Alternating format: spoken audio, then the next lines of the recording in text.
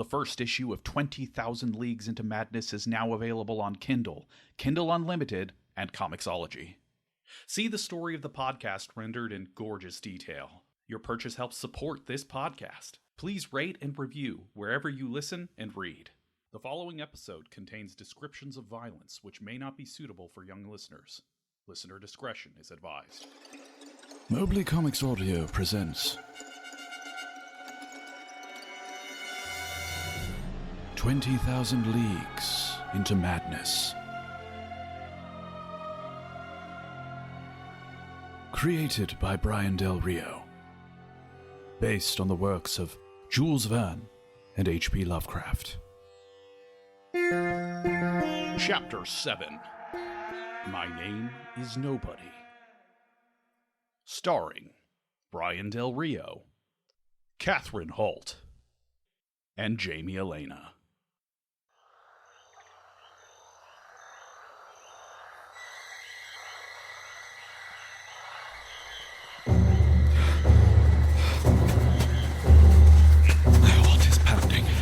My breathing heavy, and not just because of the speed at which I am running through the jungle with Thad. The images are seared into my mind.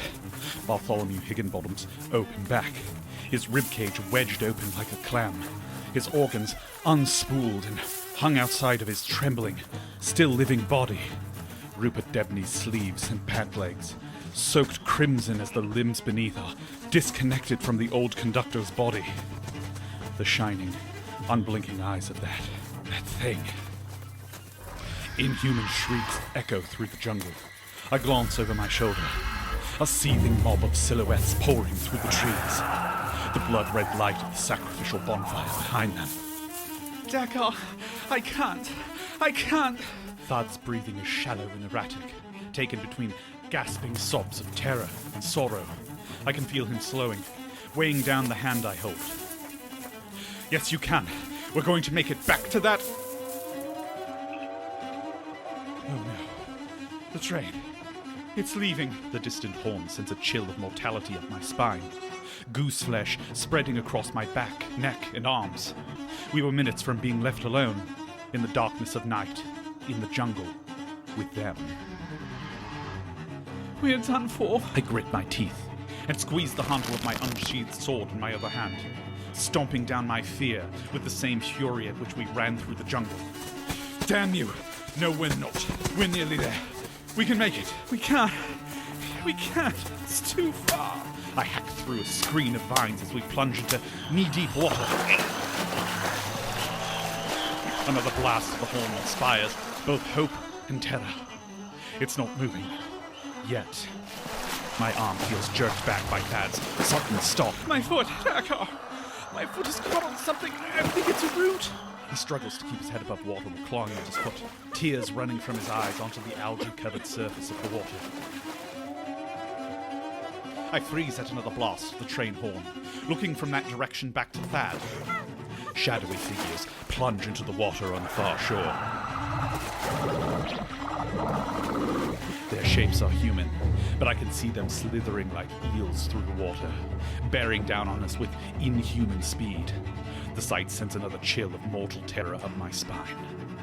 I look down at Thad, his face barely poking through the slimy green surface of the water. No, go good. Mouth spewing water as he frantically gasps for air. Then, abruptly, his struggling ceases, and the panic in his eyes turns to calm, to cold acceptance.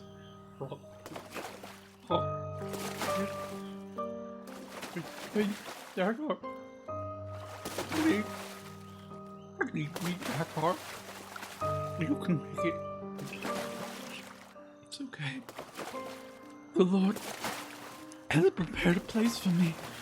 I chew my lip, my heart twisting in my chest. Before me, a drowning boy and a mob of monsters. Behind me, my quickly dwindling chances of survival. My eyes blur with tears as I step back, as Thad's round, youthful face is slowly enveloped by a film of slimy green algae. A spiny dorsal fin cuts through the film just meters away, bearing down on the boy's helpless position. A lump expands in my throat, my heart wrenching in my chest. Thaddeus Higginbottom draws a calm, final breath, eyes poised confidently at the sky. Look, it's okay. It's okay, Dakkar. It is well with my soul. The inhuman monstrosity of spines, gills, and scales bursts from the water. Claws flying toward Thad's face.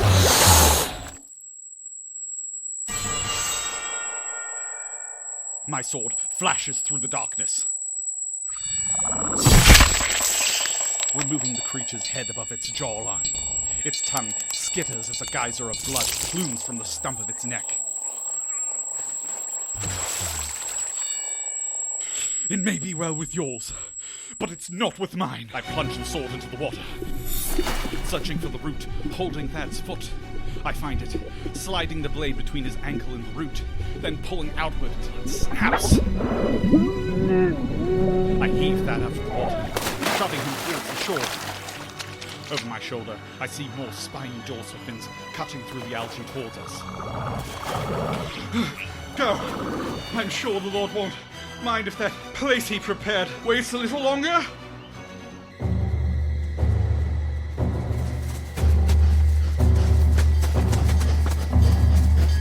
We tear up the hill, seeing the lights of the train car through the trees.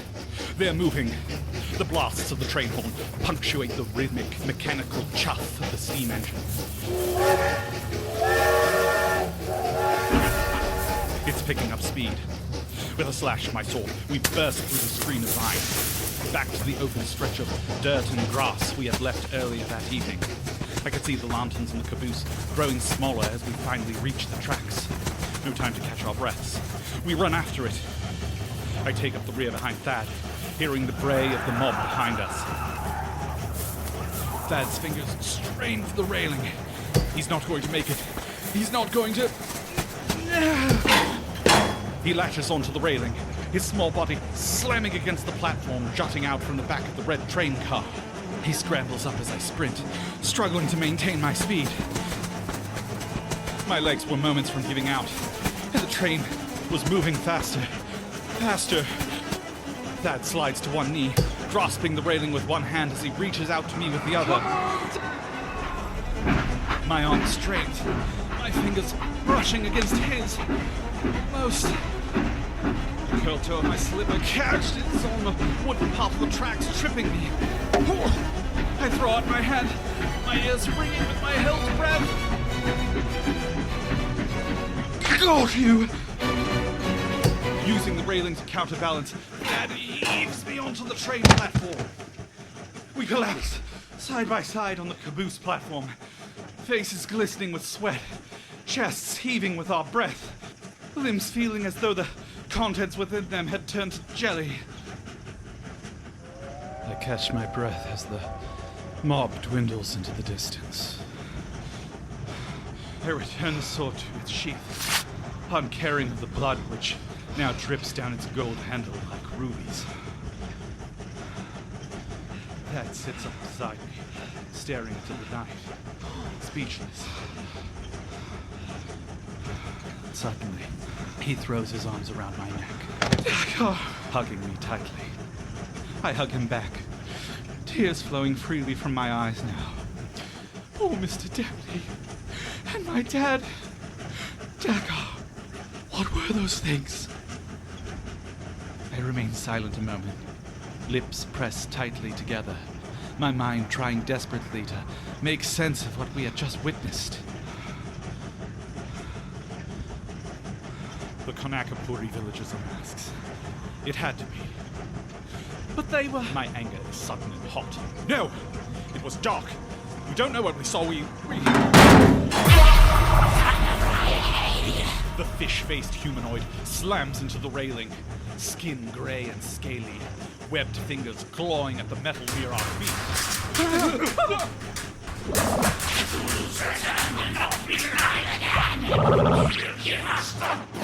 Thad screams as the thing's jaw unhinges, revealing row after row of thousands of needle-like teeth. Its maw expands like a red tuna, its throat like a black abyss. A smell like rotted fish fills my nostrils, wetting my eyes with its acidity. The creature's round, unblinking eyes shine with murder as its face flies toward me. I fail to scramble backward quick enough and feel its needle-like teeth pierce the soft flesh on the underside of my jaw. Setting its feet against the edge of the platform, the creature begins pulling slowly back and back and back until my jaw...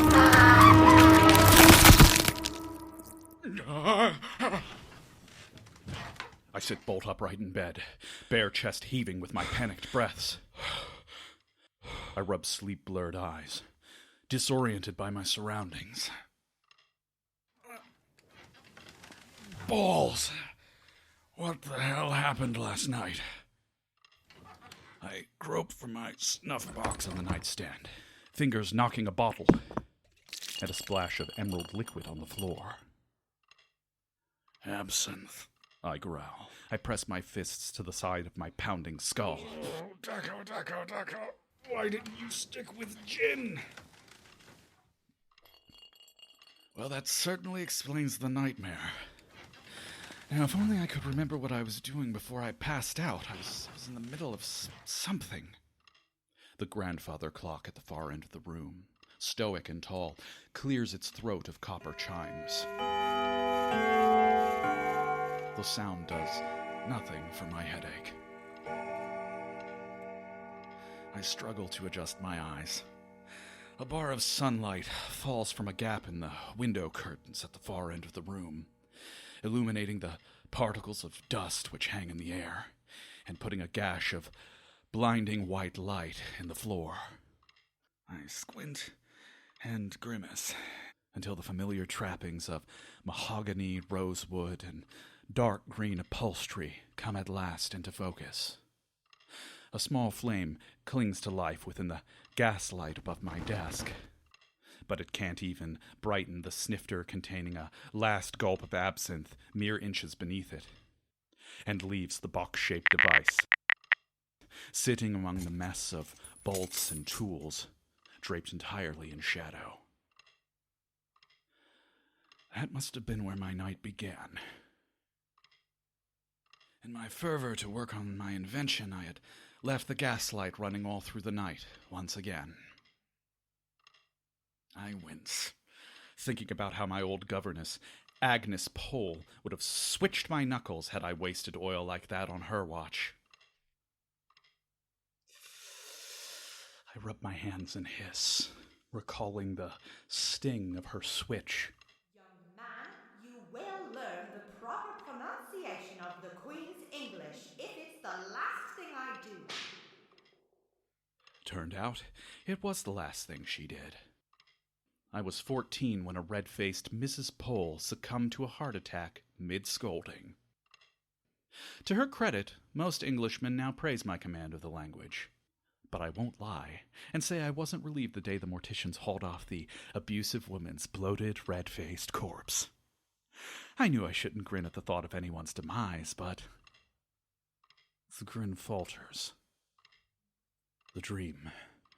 The awful image of Bartholomew Higginbottom and Rupert Debney's mangled corpses in a pile by that heathen bonfire.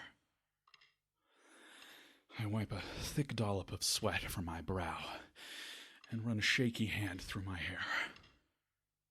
The sheets piled on my lap and feet are damp with perspiration. I kick them off the bed, hearing a heavy book thud as it hits the floor with the bundled sheets.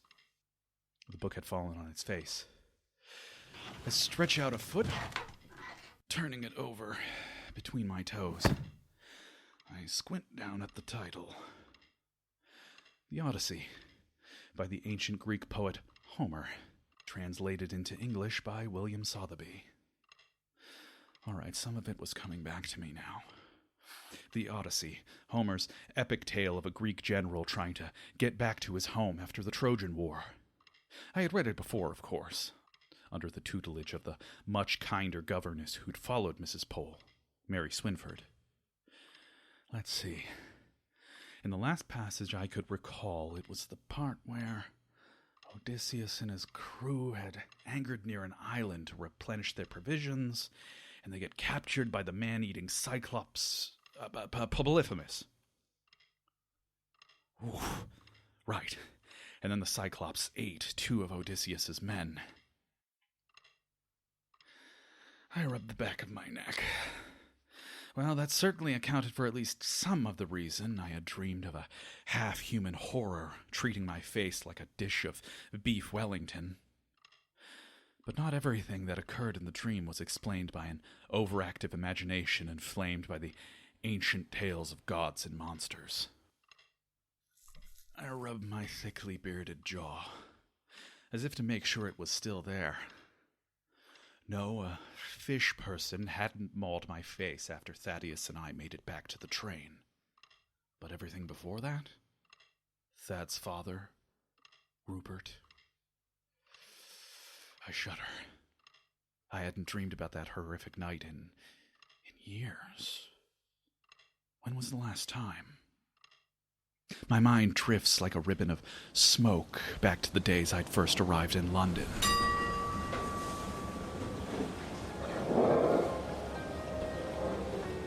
The sky had been a slate of gray as my ship steamed through the stinking brown water of the Thames River.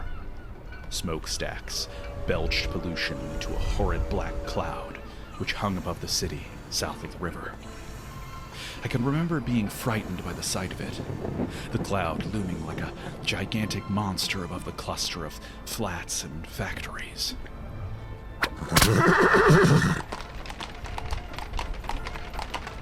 But the rough brown and gray ugliness of the docks soon gave way to the manicured green trees and tall stately homes of Kensington.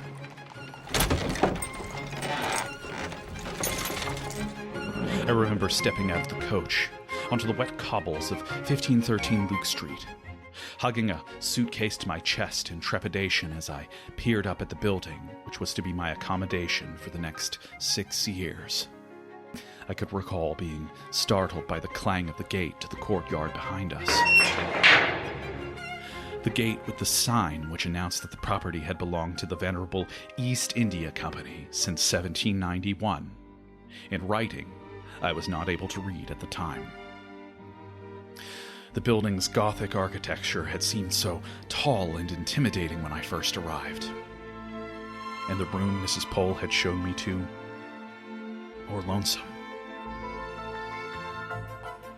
It took me a while to think of this place, of Prodigue Manor, as home.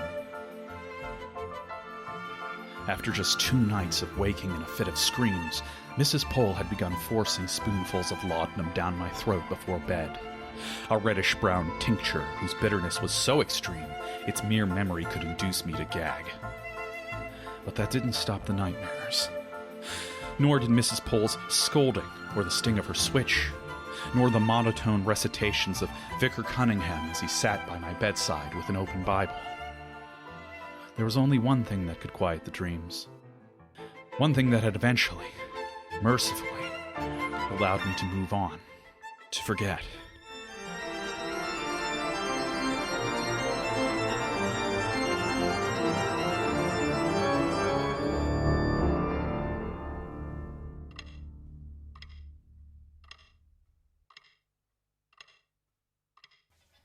I rise from my bed and bend over to pick up the book from the floor, walking to place it back in the bookcase across the room, my bare feet slapping against the checkered tiles. My fingers glide over thick spines with gold letters. Timaeus by Plato, On the Nature of Elements by Cornelius Drebbel, Mathematical Magic by the Bishop John Wilkins. Where to put Homer? Let's see. Ah, there we go. Right beside Nazib's book. I stretch a hand toward the old tome, but hesitate. Fingers hovering for its spine of cracked brown leather. I retract my hand and quickly shove Homer's book in beside it, turning from the bookcase, my heart pounding. You're not going to read it, Dakkar. Why do you keep it? It hasn't left this shelf since you put it there on the day you first arrived. Donate it to a library, give it away. Hell, throw it in the Thames. No. I sigh, thinking of my brother, and feel a pang of guilt. I still hadn't had the courage to send a letter to my mother, offering my condolences on his sudden passing, and more importantly, communicating my intentions to remain in London indefinitely. The board had granted me special permission to cede my rule of Bundelkind. Is that how I really said it now? Bundelkund. Of Bundelkind to her, and let her rule by proxy. A technicality when it came to the doctrine of lapse, seeing as how a capable male heir to Bundelkind still lived. Mother was more fit to rule than I'd ever be anyway. She was practically ruling now, since Father's stroke. Another pang of guilt. Father. It all just felt so far away. My old life in India. I turned from the bookcase and crossed the room, pulling up a pair of trousers. I slip on a white collared shirt, throwing on an embroidered red waistcoat before I'd even buttoned it up. As I button the plain white shirt, I think about the collection of brightly colored kurtas I had grown out of years earlier. When had I last worn a turban? Was it the day Mrs. Pole had had the barber forcibly cut my hair? The day Vicar Cunningham had splashed my head with water and made me repeat something about renouncing my sins? They told me I was a Christian now, that God lived inside me. I told them I thought God lived in everyone, in everything. Mrs. Pole and Vicar Cunningham didn't like that. I didn't feel Christian, so I kept putting on my turban every morning, for years. I don't remember when it happened, the day I grabbed the black bowler cap instead. Was I still Sikh? I honestly hadn't thought about it. There had been so many other subjects to focus on here, so many activities. In the whirlwind of exhilaration that was my life in London, the mountains of written knowledge I'd pored over in the wee hours of the night, the thrill of soaring through the clouds in an airship, or gliding down the streets of London on a bicycle, the delicious taste of cigar smoke, or the pleasant burn of gin, the euphoric rush of the new wonder drug, cocaine, the intoxicating perfume of English women. The religion of my parents seemed so quaint now. I mean, what did we really know about the world and the small kingdom of Bundelkand? I had been ignorant of so much then. Now I knew. The superstitious boy had become a civilized man. And a civilized man was... I finally noticed them when I was trying to button the cuffs of the shirt on my wrists. The leather cuffs with dangling metal rings on my wrists. And at last, I remember what happened last night, right as Helene sidles up behind me, twisting my arm behind my back as she slides a switch across my throat. The aroma of her perfume, rose petals, a fitting scent for a woman with both beauty and sting. She nibbles my lobe, her breath hot in my ear. Mr. Talwar Singh, I thought I had trained you to be a good boy, but it seems you need another lecture this morning. Were you really planning on slipping out while I was in the shower? The corner of my mouth quirks in a grin. My apologies, Helene. Miss Birch, She corrected. I rubbed the seat of my pants, still smiling. I forgot your visits to Prodigue Manor are the only chance you get to experience the wonder of indoor plumbing. are you giving me lip, young man? I chuckle, knowing she was just a year older than me. I turn quickly, seizing her hips and pulling her close to me. She looks up at me, with eyes as blue-green as the sea. My mouth hovers over hers. Only if you'll allow it, Miss Birch. Her lips twitch in a smile. I'll allow it. Dakkar. I pull back, pushing a curl of blonde hair out of her blushing face as she bites her lip and giggles. I don't normally allow clients to do that, you know. Is that all I am to you, Helene? A client? I cup her small hands in mine. I could be more, you know. Psh, oh, please. She sneers, proceeding to unlock the leather cuffs around my wrists. Like you'd ever cross the river, leave your indoor plumbing and perfectly manicured trees to slum it with me in Bermondsey. God, even your air is more breathable here. It all hangs in the air where I live. Oh, it can't be that bad. She squints at me in disbelief, and I can't tell if she's amused or insulted. You've never left the nice parts of London before, have you? I toured a factory in Lambeth once. I wanted to see how an engine worked. During working hours? No, it was a new factory. The workers wouldn't be on site until the next day. Helene nods. All right, Dakkar. I'll let you take me on a proper date. She shrugs and turns from me.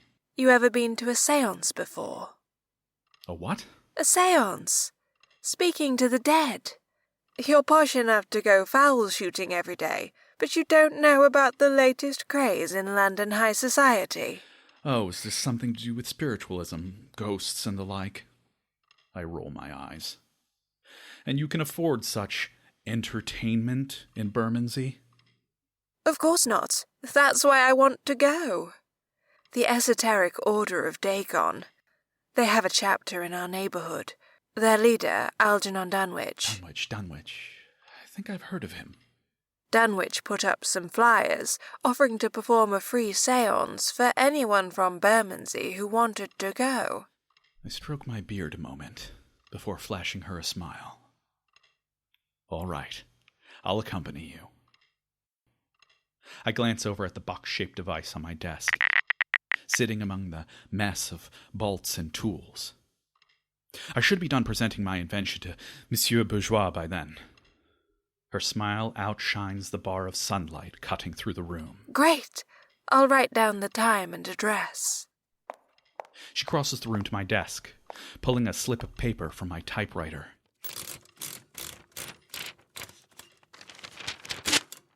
And my steel point pen from the inkwell. She speaks to me as she writes, her tone casual. I always wanted to scream at Odysseus. Excuse me? At that part in the Odyssey, when Odysseus calls out to the Cyclops to brag as he and his men are escaping. You were reading it aloud to me as we fell asleep. My dad read it to me years ago. His translation was in Latin, of course, being an academic and archaeologist and all. I tilt my head, lifting an eyebrow. I had no idea. Well, it certainly explains how articulate and intelligent you are. But if... I press my lips together, not wishing to sour her mood with a question that had an obviously unfortunate answer. He passed, if that's what you're wondering. There's no climbing up the social ladder in British society, but you can certainly fall down it. I think of the caste system practiced by the Hindus in India, and wonder if British society truly was all that superior after all. Sounds like a fascinating man. I wish I could have known him. She smiles to herself. He would have enjoyed knowing you, actually. An Indian intellectual with a love of Greek myth and history. The focus of his studies were on Yavanus, an Indo-Greek kingdom in the northern regions of your homeland. I blink in surprise. Wait, there were Greeks in India? Back to the time of Alexander the Great. They mixed with the Indians, even. My dad kept an extensive journal with notes on his research. I would like to see that. Helene shrugs. Sure. It hasn't been doing anything in the suitcase I've kept it in for the last 10 years. and he never got a chance to publish his findings. I'm sure Dad would have liked someone with an education to read his work. I'll bring it tonight. I smile. Now, what were you saying about wanting to scream at Odysseus? She smiles as she keeps writing. Odysseus should have known what any street urchin in Bermondsey knows. It's never good for anyone powerful to know your name. Cops and gang leaders can't nab you if they don't know who to inquire after. And Poseidon wouldn't have known the name of the man who blinded his one-eyed son if Odysseus had just stuck with his alias. It just makes me want to scream at him, knowing that one moment is what causes his return home to be frustrated by Poseidon, that a voyage of a few months ends up costing him 20 years. Helene sighs, shaking her head. But I suppose we wouldn't have a tale to tell without Odysseus having the hamartia of arrogance. The what? Helene looks up from the letter with a grin of amusement. Hamartia? Have you not gotten around to reading Aristotle yet? I smile back. Are you about to give me another of your famous lectures, Miss Birch?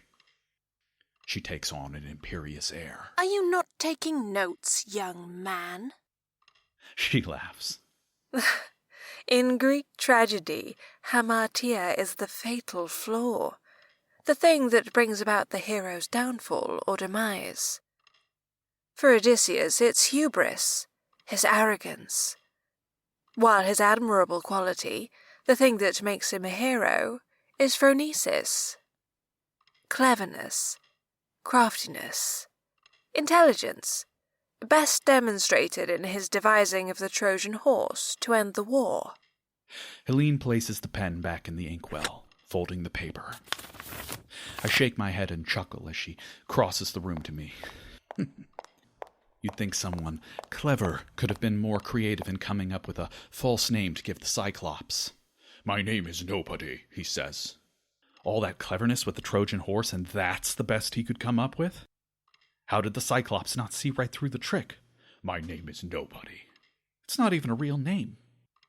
She hands me the folded paper. Funny, when my dad would read it in Latin, the word nobody actually sort of sounded like a name. Helene turns and walks away, making her way toward where her dresses were piled in the corner. Oh? What was that? She turns back to me, her freckled cheeks dimpling with her smile.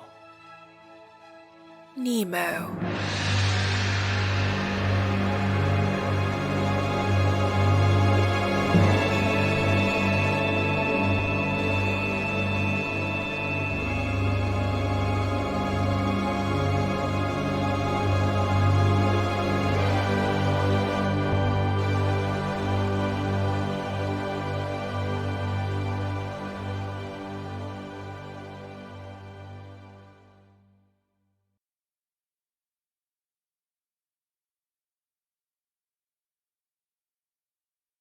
The sensuous and intelligent Helene Birch is voiced by Catherine Halt. Catherine writes Gothic historical fiction set in the Victorian era. You can support her work at misshwrites.co.uk. Mobley Comics Audio.